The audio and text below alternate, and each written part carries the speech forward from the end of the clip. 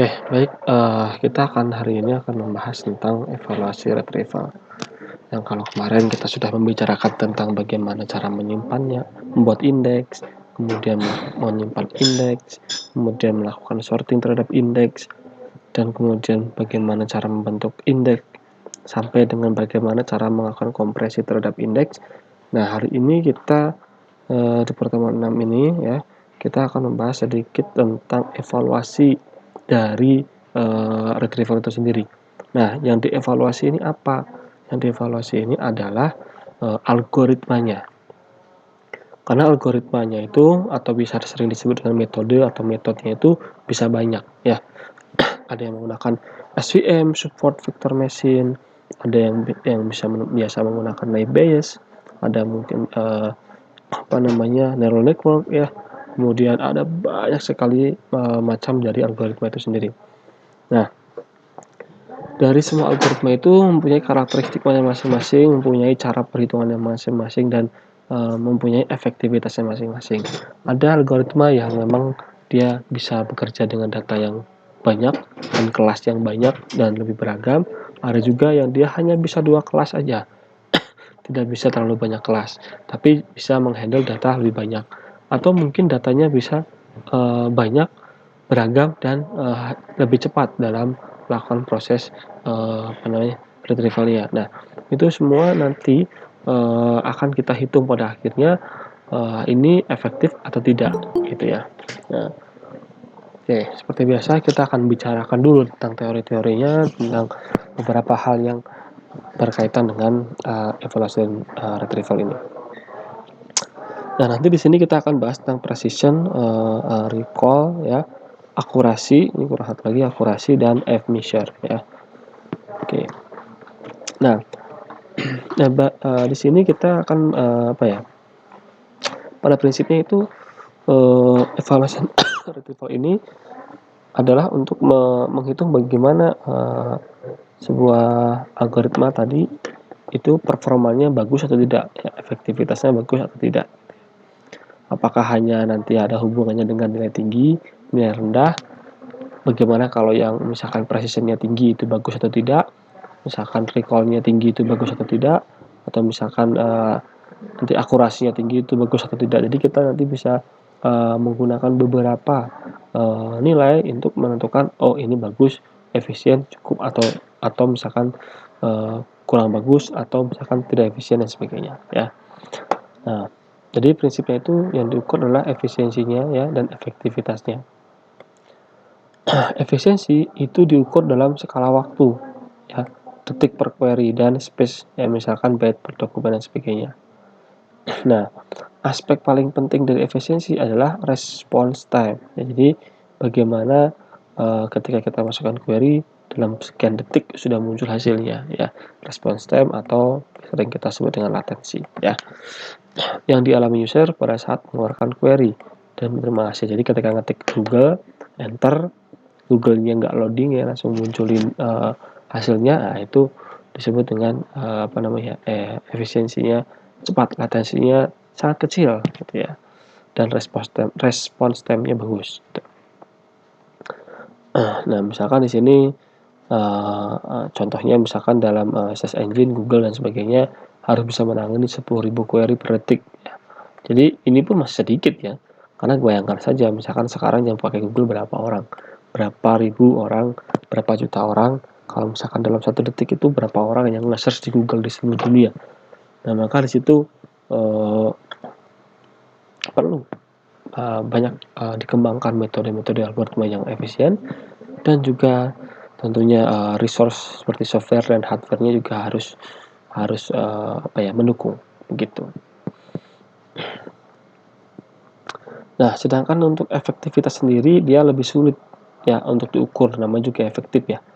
Nah, karena ini tergantung pada penilaian ya pengguna atau manusia. Karena gini, jadi ketika kita sudah menemukan algoritma yang cepat gitu ya, terus kita misalkan uji coba, tapi hasilnya misalkan kok ini banyak yang tidak relevan, berarti ini tidak efektif karena dia cuma mengukur cepatnya aja, tapi tidak menampilkan hasil yang relevan, misalkan seperti itu. Nah, tapi misalkan hasilnya agak lebih lambat, tapi menghasilkan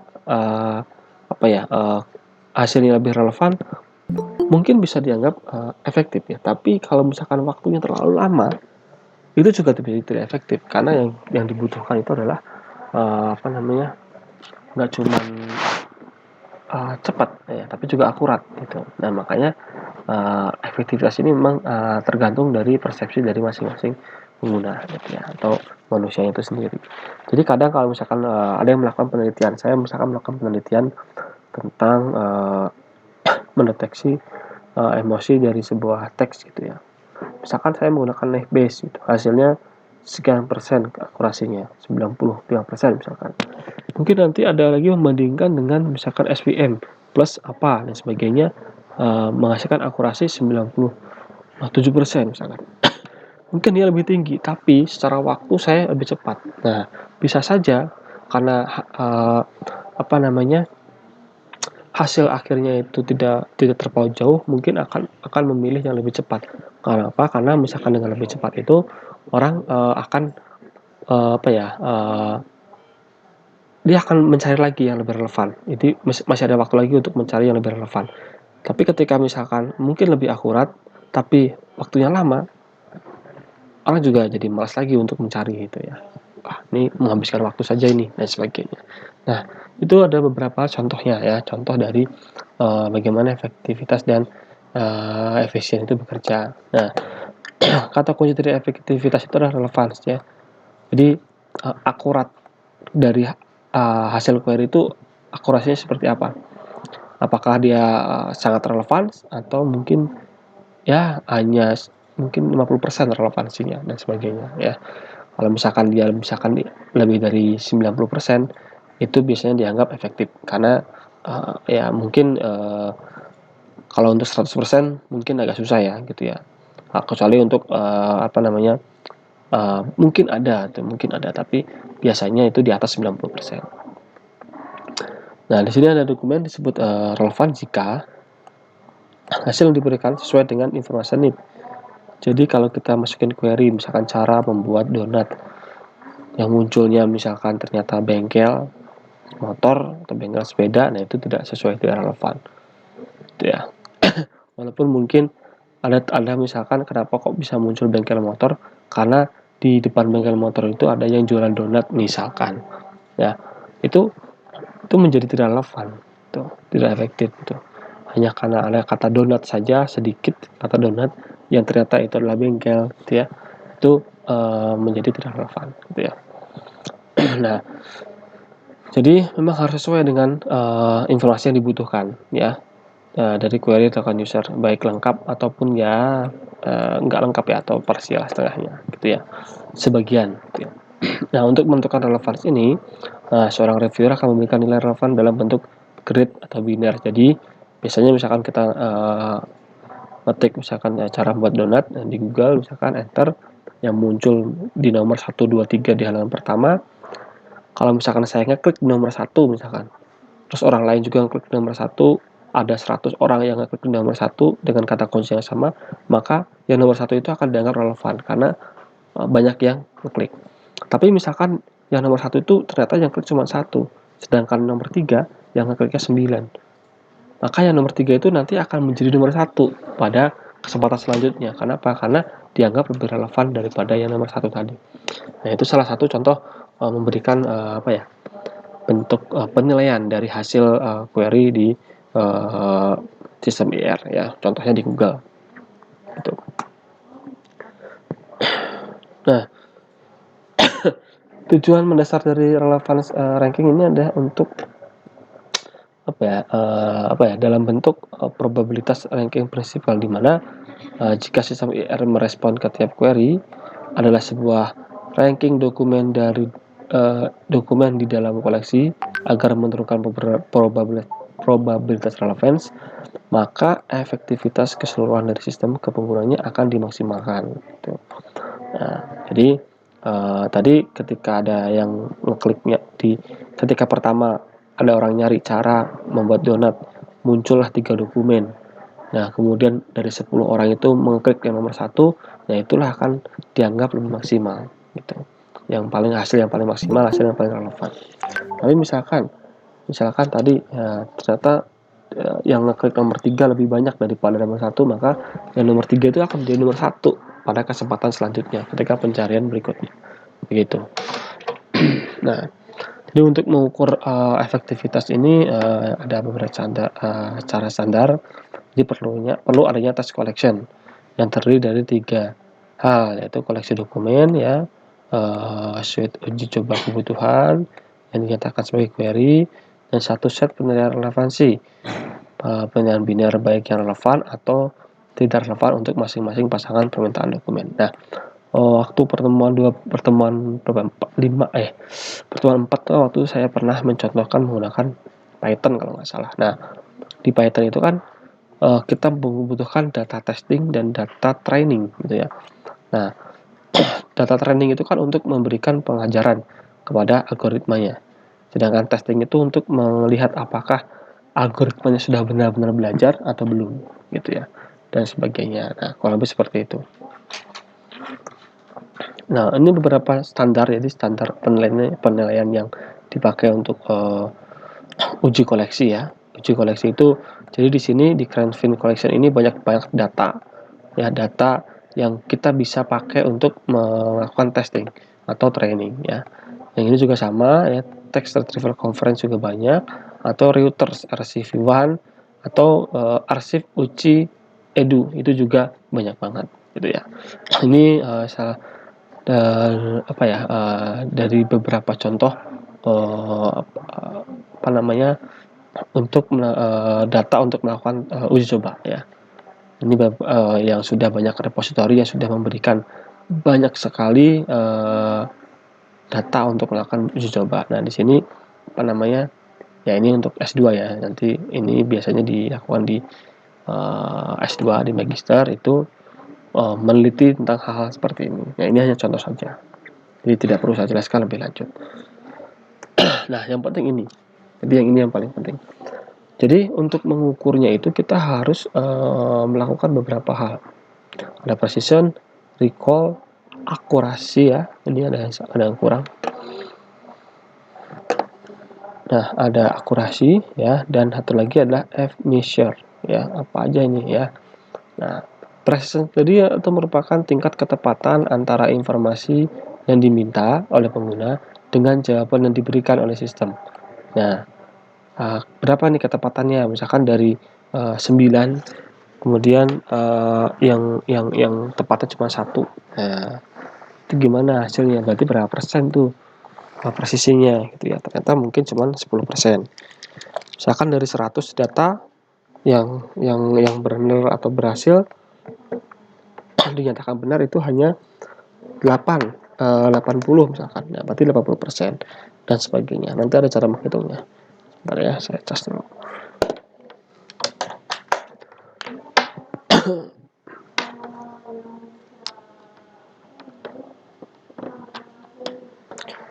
Kemudian ada recall. Nah, recall sendiri adalah tingkat keberhasilan sistem dalam menemukan kembali sebuah informasi.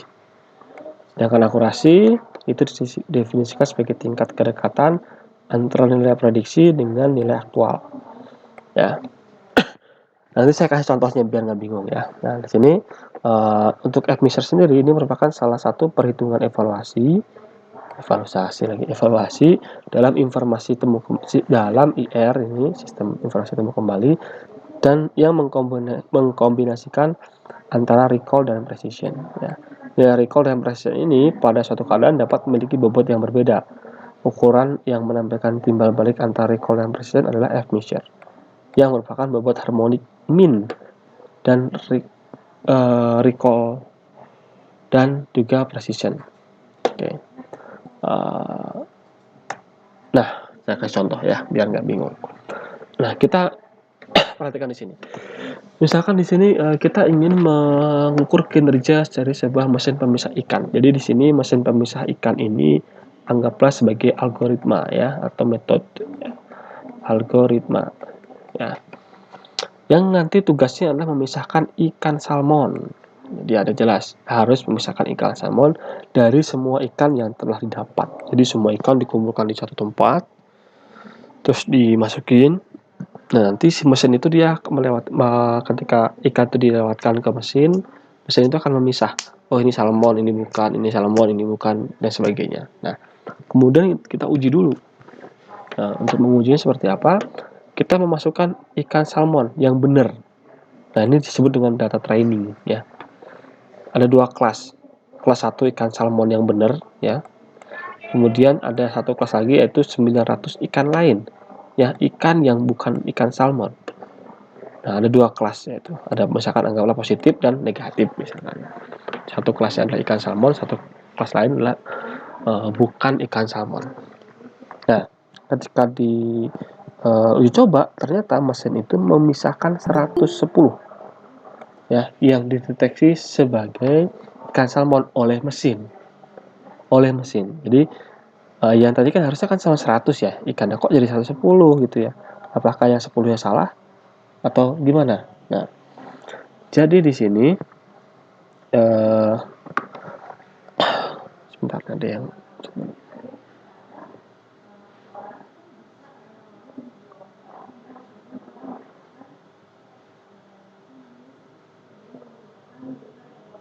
Nah, jadi di sini kita harus hitung apa ya ibaratnya? Harus di cek lagi oleh manusia. Nah, jadi ke 110 ikan tersebut harus dicek lagi oleh kita manusia, ternyata 110 ikan tersebut hanya 90 ekor yang merupakan ikan salmon. Sedangkan yang 20 lainnya merupakan ikan yang lain. Berarti dari 100 ikan salmon tadi pun yang berhasil dipisahkan itu hanya 90. Walaupun mesin tadi memisahkan 110. Ternyata yang benar cuma 90. Nah, ini gimana cara menghitung efektivitas dari mesin itu gitu ya. Nah, dari kasus ini kita akan mendapatkan nanti precision-nya 80%, recall 90%, dan akurasinya 97%. Cara menghitungnya seperti ini. Nah, jadi precision itu didapatkan dari jumlah salmon yang dipisahkan dengan benar. Tadi kan dari 110 ada 90 ikan salmon yang dipisahkan dengan benar. Ya. Dan jumlah ikan dipisahkan ya 110. Nah, maka dari itu hasilnya adalah 0,8 atau 82%. Selanjutnya yaitu recall. Recall adalah jumlah ikan yang dipisahkan dengan benar ya 90. Dan jumlah ikan salmon yang sebenarnya ketika kita masukin 100 tuh ya, maka hasilnya adalah 90% ya, mendekati lah itu udah lumayan. Nah, sekarang tinggal akurasinya itu adalah jumlah salmon tadi ya yang dipisahkan dengan benar itu 90, dan jumlah ikan bukan salmon yang dipisahkan dengan benar ada 880. Nah, 880 dari mana? Kan tadi kita masukinnya 900 ikan ya. Ini yang bukan salmon. Sedangkan yang tadi dianggap ikan salmon ada 20. Maka di sini yang beneran dipisahkan dia adalah bukan ikan salmon, itu adalah 880. Nah, dikali dengan jumlah ikan total tadi ada 1000 ya. Yang 900 yang bukan ikan salmon, yang 100 ikan salmon. 1000. Nah, hasilnya adalah akurasinya 97%. Nah, ini bagus banget ya kalau akurasinya tinggi. Tapi kita lihat dulu nanti ya. Ada beberapa contoh lagi yang ini belum tentu bagus atau belum tentu efektif ya. Nah, jadi kalau kita hitung F measure-nya itu kurang lebih di 0,86 atau 86% ya F measure-nya. Oke. Cara ngitung F measure-nya adalah dengan cara di 2 kali precision dikali recall-nya. Kemudian dibagi dengan jumlah antara precision dan recall. Nah, maka didapatkan hasil segitu. Oke. Nanti untuk F measure di belakang. Nah, jadi secara umum ya precision dan recall itu dapat dirumuskan sebagai berikut. Nah, ini metriknya seperti ini ya. Ini ada nilai true benar ya, nilai sebenarnya, nilai prediksi, dan false. Nah, yang true positif ini nilai sebenarnya itu benar dan nilai prediksinya benar. Jadi benar dan benar di sini.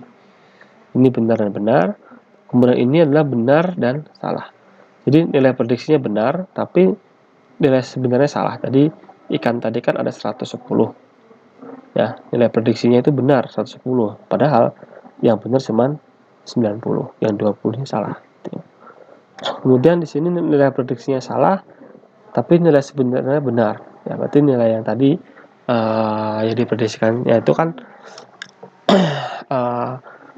20 tadi itu harusnya maaf 90 tadi kan harusnya yang 100 tadi itu kan harusnya ada 10 lagi yang belum dipisahkan dengan benar ya. Jadi yang 110 tadi ada 20 yang dipisahkan oleh mesin, tapi itu adalah nilai yang salah. Jadi sisanya ada 90 tadi yang benar ya. Kemudian ini nilai prediksinya salah, kemudian nilai sebenarnya juga salah. Jadi ini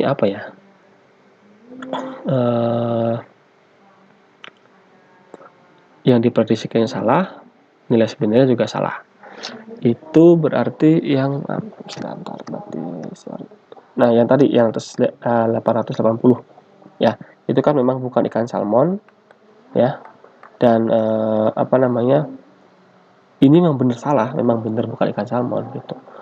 Dan memang diprediksikannya dia sebagai bukan ikan salmon. Jadi sebenarnya ini benar, tapi bukan ini yang diminta, karena ini yang diminta adalah ikan salmon yang 100 tadi.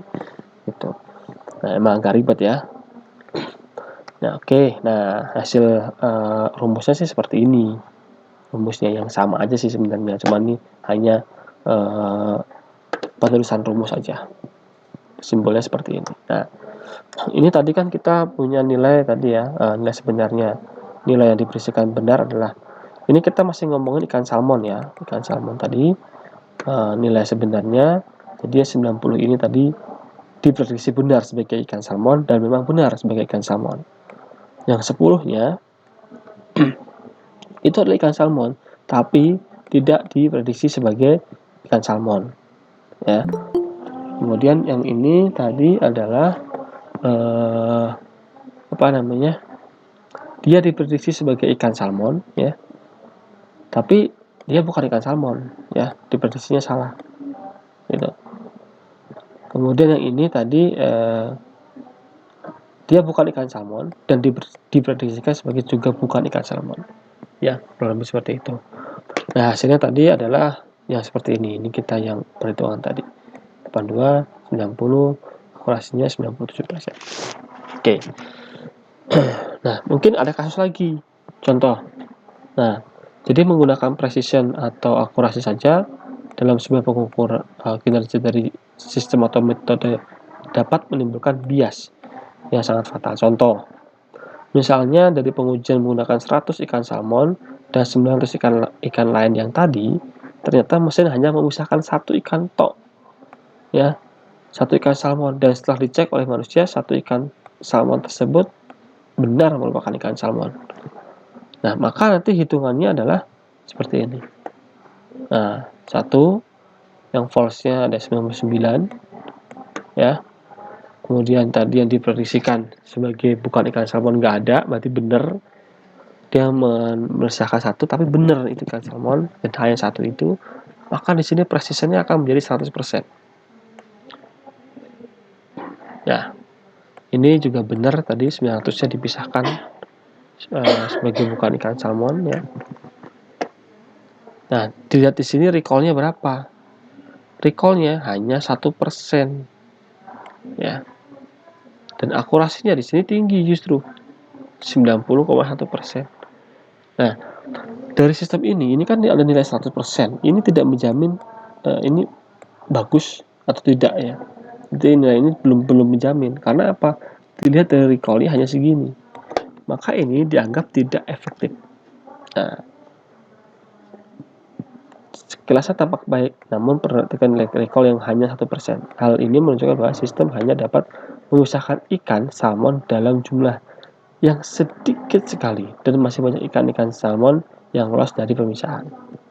Ya, maka kita harus cari dengan rumus emissionnya.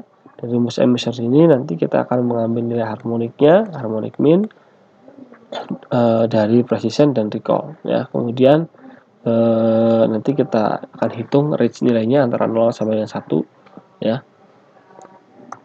Nah, di sini yang tadi kita hitung yang sebelumnya ini, sebelumnya di sini ya, precision dan recall yang tadi di sini hasil yang ini itu hasilnya adalah 19 atau 0,19% ya.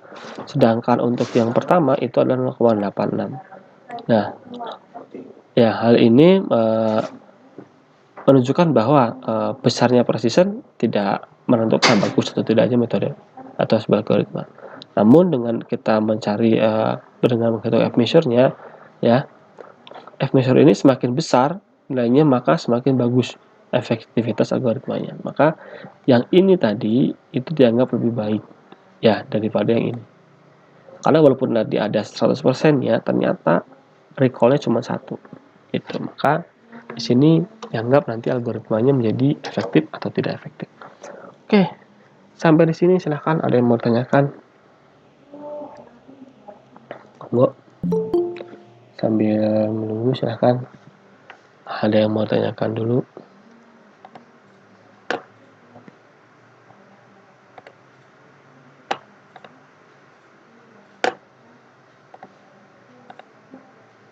Oke, silahkan.